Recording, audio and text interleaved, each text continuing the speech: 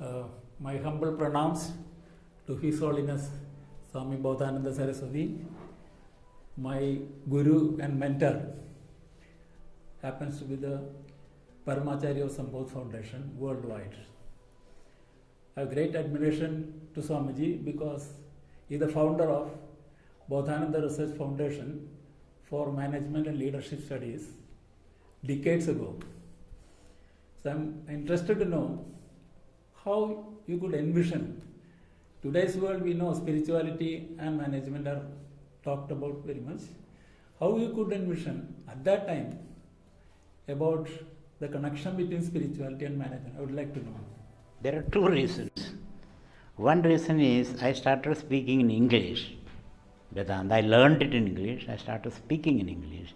My audience were doctors, engineers, lawyers, accountants, and top-notch CEOs, those kind of people. And so I have to convey this in their language, keeping in mind their concern, their daily problems. And therefore, I had to modulate my teaching to their needs so that I can convey my message to them in a language that they understand. That's one reason. Second reason, that I have an economics background, so I understand that language. Third reason was, in my understanding of Vedanta, material life is not contradictory to spiritual life. Matter is a flowering of the spirit. That's what I understand. So a spiritual person has to act in this world, and through those choices that you make, those kind of creative work you do, is real spirituality. Spirituality is not cutting away from the world and then sitting in a cave and shaking your nose, or breathing and making a lot of noise. So spirit and matter, two sides of the same coin, like the root system and the shoot system of a tree. So to me, a spiritual person is a very active person in this world. He's a politician, he's a businessman, he's a housewife, or she's a housewife, or the spiritual person is fully involved in the world. There's nothing else, the so-called spirit. Spirit is already manifested as the world. So by operating in the world, you are only exercising your spiritual beatitude. By running away from the world, you are creating a division. Wherever there is division, there is no spirit. There is only matter. That is a fundamental philosophy. And I look at all the great philosopher, spiritual leaders, they are all very active people. Shankara, Vivekananda, Chinmayananda, all are very active people. They never took rest. There is no Sunday, Saturday for them. Sunday, Saturday they are more active. And there is no holiday for them, because they are always enjoying. Holiday is when you don't enjoy work. And leisure for them is moving from one work area to another work area. So therefore, these are the ideas which motivated me to bring Vedanta into management. You are right, I am one of the pioneers in India to bring Vedanta into management. My book, Gita and Management, was serialized in the Asian Age at that time. It was a very popular newspaper, Asian Age. It was reviewed by many people, and I got calls from corporate houses, presidential house. The president sent a person to get this book. It was so popular at that time, because that was the first book. Most of my devotees today came to me by reading that Gita and Management. B.P. Mathur, he chanced upon this book in a bookshop. Then he called me, my number was there, and now we are close friends. Similarly, one Nigol in the US, he got that book. He's a Christian, Christian Lebanese. He's an investment banker in America, dealing with $500 million. And he came to India and he got this book. So he chased me. Where is this guy?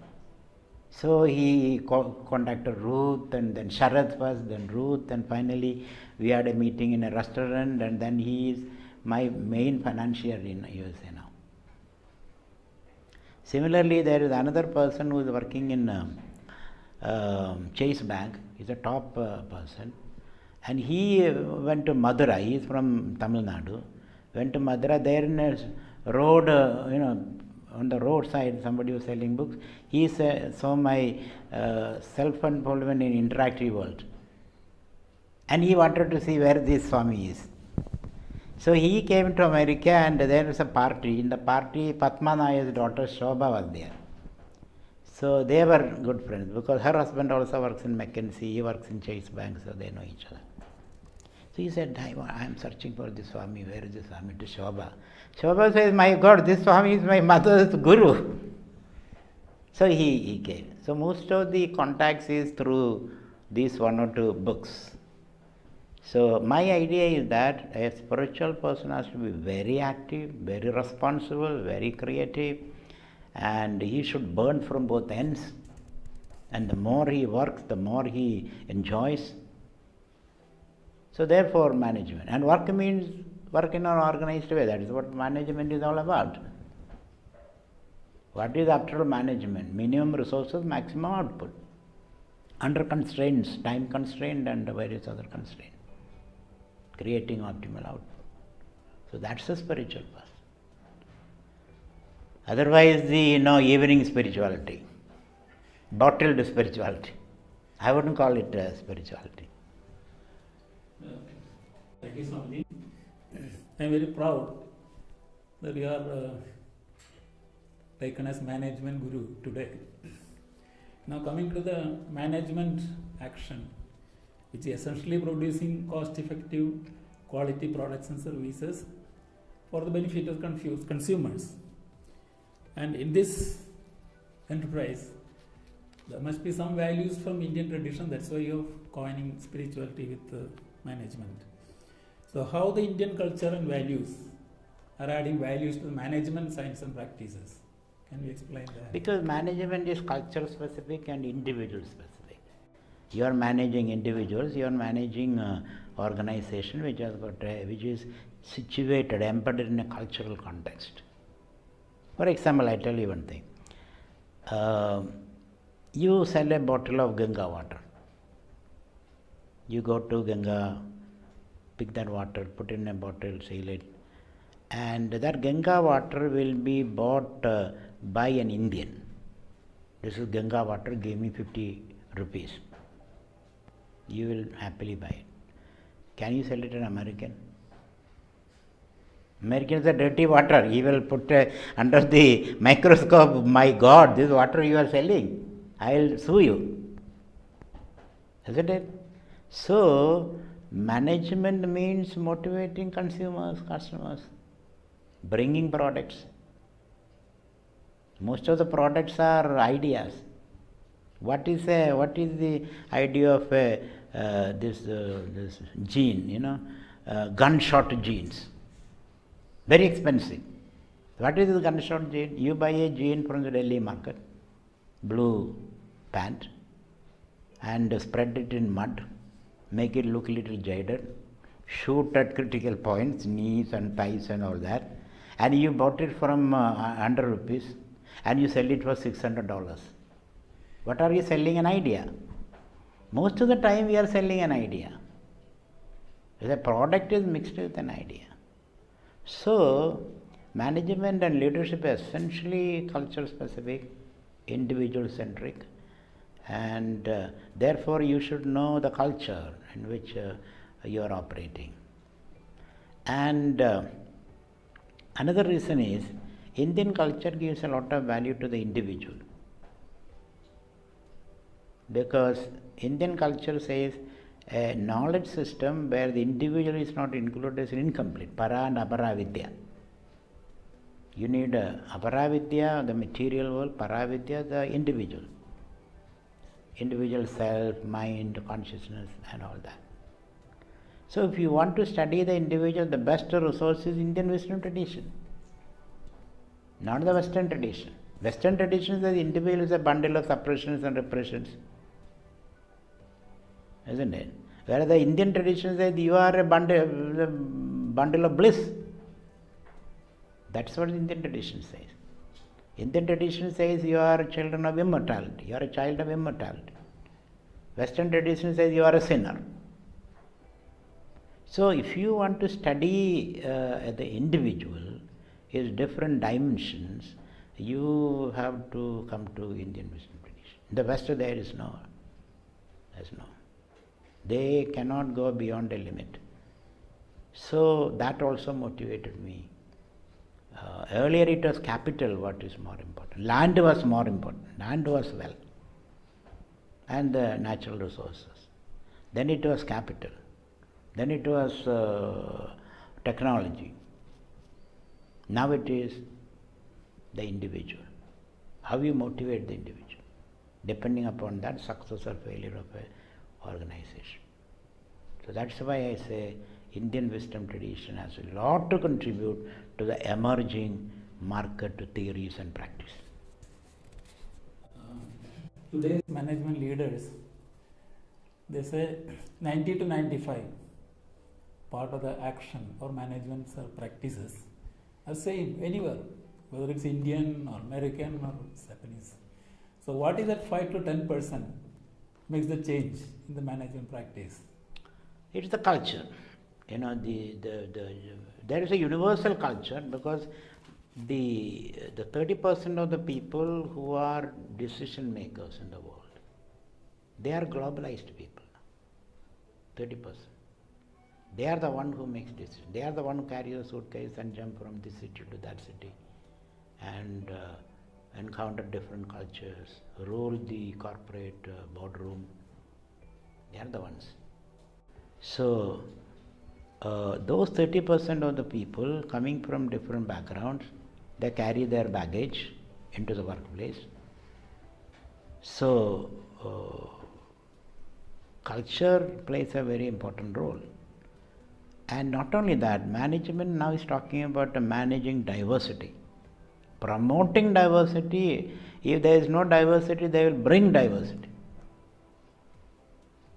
33% women, then different black, and then Hispanics, and all kind of diversity is brought into the workplace.